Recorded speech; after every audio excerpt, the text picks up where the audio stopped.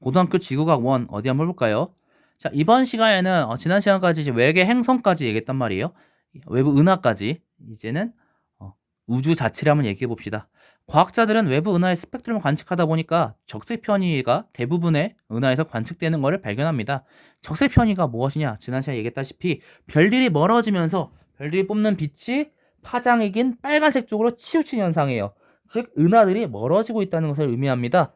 그리고 외부 은하 후퇴 속도와 파장 변화량은 다음과 같은데요.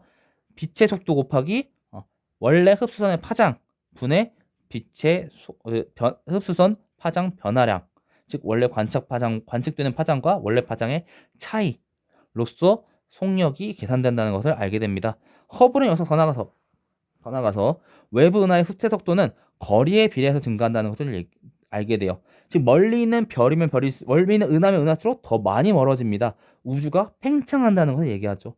여기서 이 비례상수인 허블 상수는 1메가파섹당, 파섹이라는 것은 연주 시차가 1초인 별이 있는 거리를 얘기하죠. 우주가 팽창한 속도를 나타낸 값이에요. 우주 팽창 속도가 만약 일정하다면 허블의 역수, 허블 상수분의 1은 우주의 나이가 될 거예요.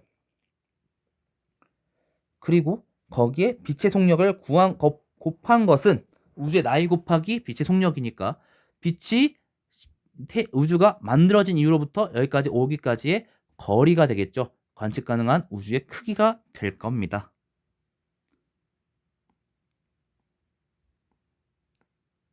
여기서 더 나가서 감호부는 그러면 우주가 점점 커지고 있다면, 팽창하고 있다면 반대로 옛날에는 매우 작고 뜨거운 한 점에 모든 물질과 에너지가 모여 있다가 대폭발이 일어나면서 그리고 점점 우주가 팽창하면서 냉각되어 현재와 같은 우주가 되지 않았을까라는 빅뱅 우주론을 펼치게 됩니다. 그 근거로서는 먼저 우주가 팽창한다는 것은 앞에서 말했던 것처럼 과거에는 우주의 크기가 매우 작고 뜨거웠다는 사실을 얘기하는 거죠. 그리고 빅뱅 우주론 따르면 관측되는 물질의 약 24%가 헬륨으로 이루어져야 되고 수소와 헬륨의 질량비가 약 3대 1이어야 됩니다. 근데 놀랍게도 예측과 관측 결과가 잘 들어맞고 있어요. 그 옆에 그림을 잠시 보시면은 이제 하얀색으로 그린 거는 양성자, 그리고 가운데를 까맣게 주황색이죠. 네, 주황색 칠한 건 중성자가 될 텐데 이제 그 빅뱅 이론에 따르면은 그 작은 입자들의 구성에 따라서 양성자와 중성자의 생성 비율이 7대 1. 저기서는 14개와 2개씩 있죠. 이렇게 만들어져야 될 거예요. 만들어질 거예요. 그리고 그때 헬륨이 양성자 2개, 헬륨 핵이 양성자 2개와 중성자 2개로 이루어지니까 나머지 수소 원자핵은 양성자 12개, 그리고 헬륨 원자핵 하나가 만들어지겠죠. 지금 저 구성으로 봤을 때는. 그러다 보니까 수소 원자핵 질량 12, 헬륨 원자핵 질량 4, 3대 1이 될 거예요. 이 예측과 관측 결과 실제로 헬륨과 수소의 질량, 물질을 구성하는, 이 우주를 구성하는 수소 헬륨의 질량비가 3대 1 딱 들어맞습니다. 또한 우주 온도가 점점 식으면서 3000켈빈 정도 됐을 때 방출되었던 복사, 우주 배경 복사 역시 이 빅뱅 우주론의 근거인데요. 왜 3000켈빈이냐? 그 옛날에는 우주가 매우 뜨겁다 보니까, 빅뱅 우주론에 따르면은 우주가 매우 뜨겁다 보니까 원자 핵과 전자가 서로 분리되어 있었을 거예요. 전자가 에너지가 높기 때문에 뜨겁다 보니까 갖고 있는 에너지가 높아서 속박되지 않았습니다. 그러다 보니까 빛을 가로막았고 빛이 빠져나가지 못했는데요. 우주가 식으면서 원자핵이 전자를 붙잡게 되었고 그때 이제 나가게 된 빛이 우주 배경 복사죠. 우주가 팽창하는 동안 온도가 낮아지면서 우주 배경 복사는 점점 파장이 커지게 됐고요. 현재는 약 2.7 켈빈 복사가 관측됩니다. 하지만 빅뱅 우주론은 뭔가 부족한 점이 있어요. 먼저 현재 관측 결과는 우주가 완벽할 정도로 평탄합니다. 한 점에서 시작해서 얘네가 점점 커진다고 하면은 얘가 곡률이 있어야 되는데 평탄합니다. 평평해요. 설명할 수가 없고요. 현재 관측 결과 우주의 모든 영역에서 물질이나 우주 배경 복사가 거의 균일합니다. 그 얘기는 과거에 정보 교환이 있었다는 거죠. 모든 어떤 물질 교환이나 정보 교환이 거의 전 우주적으로 있었다는 얘기예요. 하지만 너무 떨어진 두 지역은 빛이 이동할 수 있는 시간에 비해서 터무니없이 우주 나이가 짧습니다. 그 정도까지 가는데 그 멀리 떨어진 두 지역까지 빛이 이동하는데 걸리는 시간이 우주의 나이에 비해서 터무니없이 높아요. 터무니없이 커요. 그러니까 우주의 나이로는 갈 수 없는 거리만큼 물질 교환이 이루어지고 있었어요. 정보 교환이 있었다는 것을 의미합니다. 자, 자기홀극 문제인데요. 빅뱅 우주론에 따르면 현재 우주는 우주 초기 만들어진 자기홀극. 자기홀극이 무엇이냐? 자, 우리가 전기적 성질을 띠는 물질, 전기적 현상을 일으키는 물질, 전하를 얘기할 때 플러스 전하와 마이너스 전하가 있었죠. 근데 자석은 N극과 S극이 붙어 있어서 얘를 계속 잘라도 N극 자석, S극 자석 따로따로 만들어지는 것이 아니라 항상 둘이 쌍으로 존재하게 돼요. 즉 홀극은 N극 자석, S극 자석 따로따로 있는 걸 얘기하고요.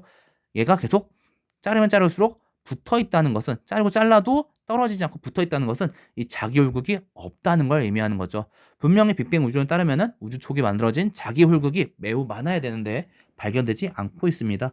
그래서 새롭게 대두되는 이론이 급팽창 이론, 급팽창 우주론, 인플레이션 이론입니다.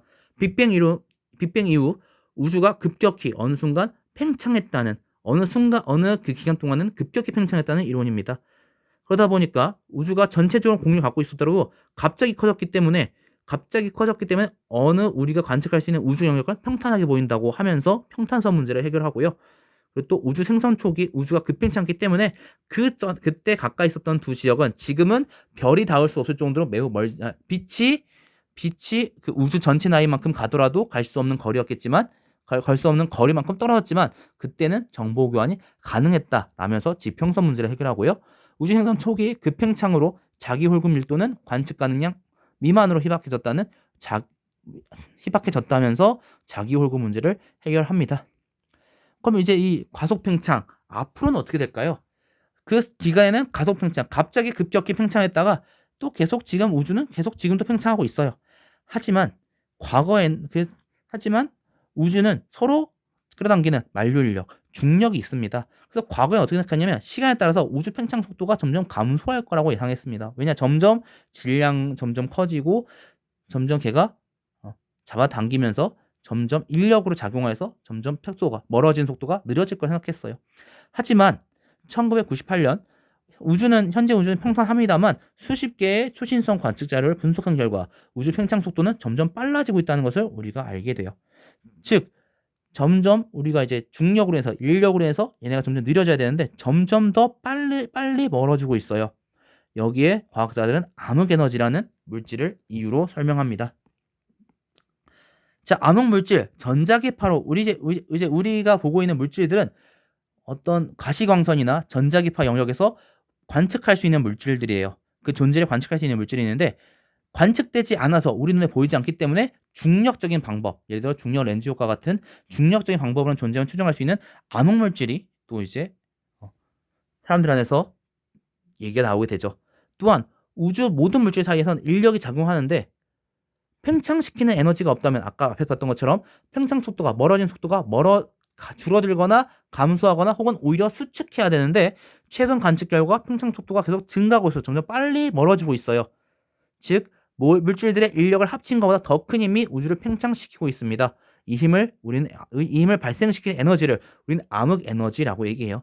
즉 우리가 살고 있는 우주는 우리가 볼 수 있는 우리가 그 존재를 관측할 수 있는 보통 물질 외에도 중력적인 방법으로만 존재를 추정할 수 있는 암흑물질과 이 물질들의 인력을 반대로 인력보다 더 큰 힘으로 청력을 작용시키는 암흑에너지로 구성되어 있는 거죠. 최근 초신성이나 우주 배경 복사를 프랑크 망원경으로 관측한 결과 약 4.9%의 보통물질, 그리고 26.8%의 암흑물질, 그리고 68.3%의 암흑에너지가 우주를 구성하고 있다고 추정하고 있습니다. 현재 우주는 평탄합니다만 많은 양의 암흑에너지가 우주를 팽창시키고 있고요.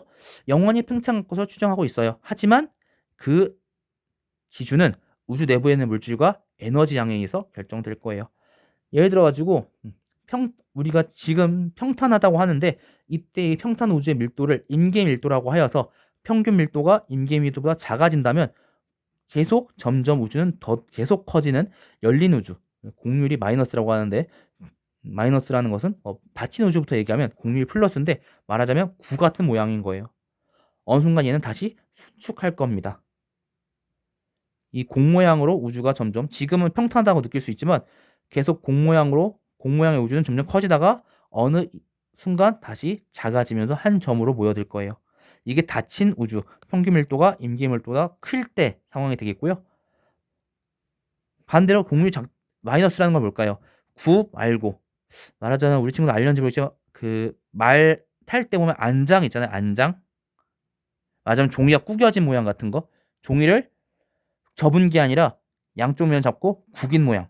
둥그렇게 구긴 모양. 이건 구는 아니죠. 그런 모양들. 계속 우주가 점점 계속 확대될 겁니다. 만약에 평균 밀도와 임계 밀도가 같다면 공률이 0인 평탄한 우주가 될 거고요. 과연 우리 우주는 앞으로 어떻게 될까요? 오늘 또 굉장히 SF 같은 내용이 되었네요. 네. 과연 이제 우리 이 지구과학이라는 과목이 참 그런 어떻게 보면 매력이 있는 것 같아요. 굉장히 큰 대상을 다루고 있어요. 지구라고 하는 아주 큰 대상을 다루고 있고요. 결국엔 그 우주까지 퍼져나가는 이제 지구과학 원 내용은 여기까지입니다. 오늘 내용들 앞의 내용들과 지금까지 내용들 한번 차근차근 정리해 보시고요. 약간 같이 공부하는 입장에선 약간 또 지구과학에 대한 약간 로망도 약간 좀 느껴진 것 같아요. 자, 그동안 고생하셨습니다. 다시 한번 지구과학 원 차근차근 공부해 주시고요. 계속 아무래도 지구과학이라는 과목 자체가 물리, 화학, 생명과학에 있는 내용들이 조금씩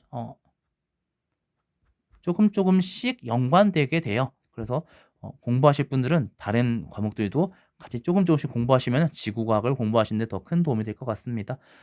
고생하셨고요. 지구과학원 여기서 이제 마치도록 하겠습니다. 그동안 고생하셨습니다. 고등학교 과학 다음엔 어디부터 볼까요?